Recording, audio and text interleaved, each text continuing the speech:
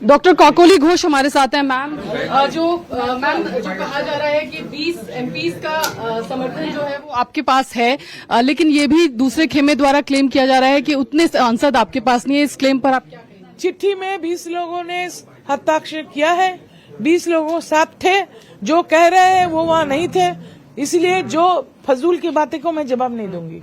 Ma'am आगे की रणनीति क्या होगी? Kakoli ma'am just 2 more question. Ma'am आगे की रणनीति क्या होगी? कब आप ये नहीं बता सकते, अभी से नहीं बता सकते, आगे चल के पता चले। नया दल बनाएंगे? नहीं, पता नहीं।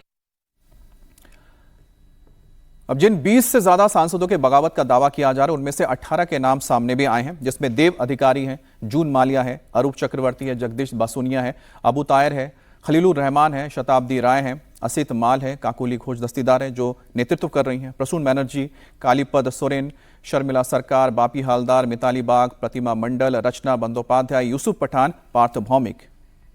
वहीं 3 सांसद ऐसे हैं जिन्होंने अभी तक कोई फैसला नहीं लिया है, जिसमें नाम आ रहा है सुदीप बंदोपाध्याय, माला राय और शत्रुघ्न सिन्हा का। वहीं कीर्ति आजाद, महुआ मोइत्रा, कल्याण बैनर्जी, शाइनी घोष, सौगत राय, ये वो सांसद हैं जिन्हें बागी गुट अपने साथ शामिल करने पर आपत्ति जता रहा है। अब टीएमसी में बगावत की आग नगर पालिका तक फैल गई है। उत्तर दमदम नगर पालिका के 35 पार्षदों में से 21 ने इस्तीफा दिया है, जिनमें अध्यक्ष विधान विश्वास भी शामिल है। इधर ममता बनर्जी के सबसे करीबी नेता फिरहाद हकीम ने ऋतुब्रतो से मुलाकात की है। फिरहाद हकीम ने ऋतुब्रतो बंदोपाध्याय के घर जाकर उनसे मुलाकात की। कुणाल घोष भी ऋतुब्रतो बनर्जी से मिले और फिरहाद हकीम का ऋतुब्रतो से मुलाकात भी चर्चा का विषय बन गया है। शुक्रवार को कोलकाता नगर निगम के मेयर पद से इस्तीफा देने के बाद फिरहाद हकीम विधानसभा पहुंचे, जहां उनकी मुलाकात तृणमूल कांग्रेस के बागी गुट के विधायक संदीपन साहा से हुई थी। उसके बाद फिरहाद हकीम से बातचीत होने के बाद संदीपन साहा अपने साथ लेकर उन्हें लीडर ऑफ अपोजिशन ऋतुब्रतो के पास गए।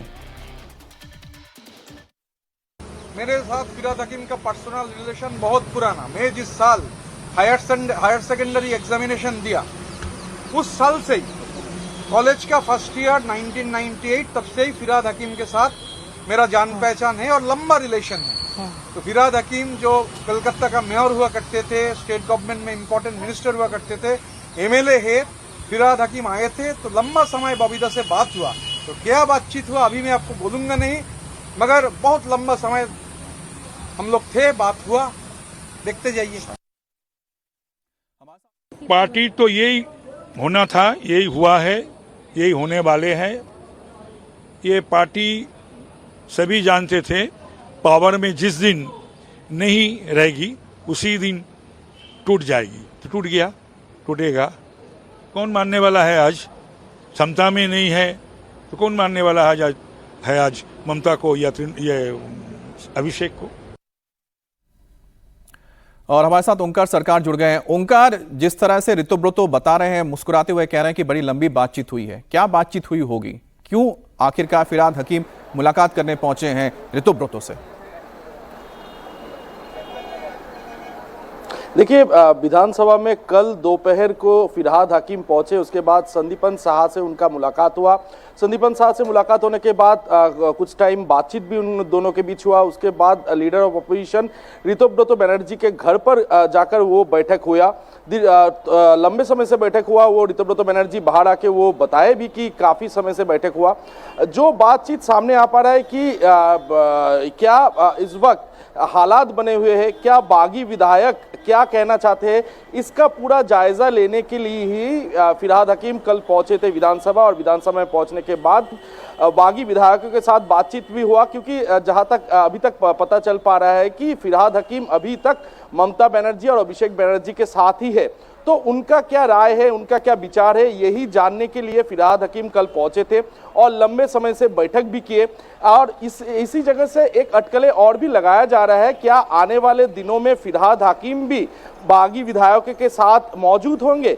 क्या उनके साथ स्पीकर को लेटर देते हुए ये कहेंगे कि वो ममता बनर्जी के साथ नहीं है, वो ऋतुब्रतो बंदोपाध्याय को ही सपोर्ट कर रहा है? ये देखने वाली बात होगी। हालांकि कल विधानसभा में फिरहाद हकीम पहुंचे थे और दोपहर में ऋतुब्रतो बंदोपाध्याय के साथ उनका लंबी बातचीत भी हुआ, जिसके वजह से ये अटकलें लगाया जा रहा है कि आने वाले दिनों में ऋतुब्रतो बंदोपाध्याय के साथ फिरहाद हकीम। ओंकार, एक बात भी तो जग जाहिर है ना कि अभिषेक बनर्जी के साथ फिरहाद हकीम की बनती नहीं है, और साथ ही है कि अगर उनको मौका मिल मिलता है कि वो इससे अलग हो सकते हैं, तो ऐसा मौका क्या वो गंवाएंगे? क्योंकि अभिषेक बनर्जी और उनके बीच की जो ठनातनी है, ये तनातनी हर कोई जानता है। ममता बनर्जी ने सोचा भी नहीं होगा कि एक हार उन पर इतनी भारी पड़ जाएगी। अभिषेक बनर्जी ने सोचा भी नहीं होगा कि एक हार के बाद उनके पैर के नीचे से पूरी की पूरी सियासत ही खिसक जाएगी या सियासी जमीन ही बेदखल हो जाएगी। बड़ी खबर है कि अभिषेक बनर्जी के राइट हैंड जहांगीर खान को लेकर पुलिस फौलता के इस दबंग को कोर्ट में पेश कर रही है।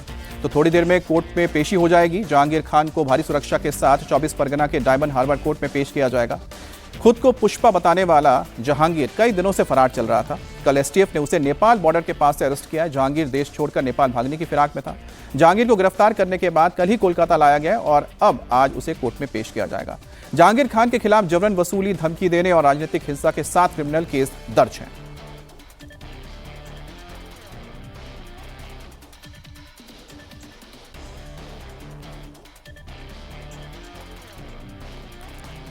जहांगीर खान अभिषेक के डायमंड हार्बर मॉडल का स्ट्रॉन्ग मैन था। चुनाव में बूथ कैप्चरिंग, वोटर्स को धमकाना, यह उसका पहला और खास काम है। लेकिन अब उसका डर खत्म हो चुका है। जहांगीर कानून के शिकंजे में है और अब पब्लिक फौलता में उसके ऑफिस में तोड़फोड़ करते हुए दिखाई दी। कल जैसे ये लोगों को पता चला कि जहांगीर खान गिरफ्तार हो चुका है, फौलता में उसके ऑफिस में लोगों ने धावा बोल दिया, गेट तोड़ कर अंदर पहुंच गए और तोड़फोड़ की। हमारे साथ ओंकार जुड़ गए। ओंकार, अगर जहांगीर जैसा कि वो गिरफ्त में आ चुका है और वो जब जेल जाएगा, तो ये कितना बड़ा झटका है अभिषेक बनर्जी के लिए, उनकी सियासत के लिए? जी देखिए, अभिषेक बंदोपाध्याय का राइट हैंड माने जाता था ये जहांगीर खान, जो कि अभिषेक बंदोपाध्याय के लिए काम करता था। और जैसे कि उनके खिलाफ आरोप है लगातार वो बूथ कैप्चरिंग, बूथ में तमाम छेड़छाड़ करना ईवीएम के साथ, ऐसे तमाम जो आरोप उनके खिलाफ है। उसके साथ साथ जबरन वसूली के आरोप भी उनके खिलाफ है। उसके अलावा अलग अलग समय पे लोगों को धमकाना, डराना, ऐसे भी आरोप उनके ऊपर लगातार लगते हुए आ रहा है। तो जैसे कि रीपोलिंग के दिन से पहले ही वो फरार था। कल उन्हें नेपाल बॉर्डर से गिरफ्तार कर लिया गया और आज उन्हें कोर्ट में पेश भी किया गया है। और कुछ ही देर में उन्हें उनका जो केस है वो केस भी सुनवाई शुरू होगा। तो इस जगह से जो डायमंड हार्बर मॉडल अभिषेक बंदोपाध्याय बताते थे, उसको काफी ज्यादा झटका लगा है, क्योंकि इस जगह के राइट हैंड माने जाने वाले जहांगीर खान, जो कि तृणमूल कांग्रेस के अभिषेक बंदोपाध्याय, जो कि सेकंड इन कमांड है, उनके राइट हैंड है। तो कहीं ना कहीं ये जो डायमंड हार्बर, जैसे कि 7 लाख से अधिक वोटों से अभिषेक बंदोपाध्याय इस जगह से जीते हुए थे, तो ये काफी तृणमूल कांग्रेस को झटका लगा है। और जैसे कि इस बार साउथ 24 परगना में भी अच्छा रिजल्ट तृणमूल कांग्रेस की तरफ से नहीं हुआ है, तो ये कहीं ना कहीं तृणमूल कांग्रेस के लिए एक बड़ा झटका है। और काफी दिनों से वो फरार चल रहे थे। बंगाल एसटीएफ और बंगाल पुलिस के जो टीम है, वो टीम कल उन्हें गिरफ्तार कर लिया है। जाहिर सी बात है कि बड़ा झटका है। पहले शौकत मोल्ला, जो अभिषेक बनर्जी के बहुत करीबी हैं, वो गिरफ्तार हो गए और अब जाके जहांगीर खान भी गिरफ्तार हो गया। तो इस तरह सब कह सकते हैं कि दक्षिण 24 परगना में अभिषेक बनर्जी का जो डायमंड हार्बर मॉडल था, उसके जो 2 स्तंभ थे, उसको पुलिस ने पकड़ लिया है, ढा दिया है।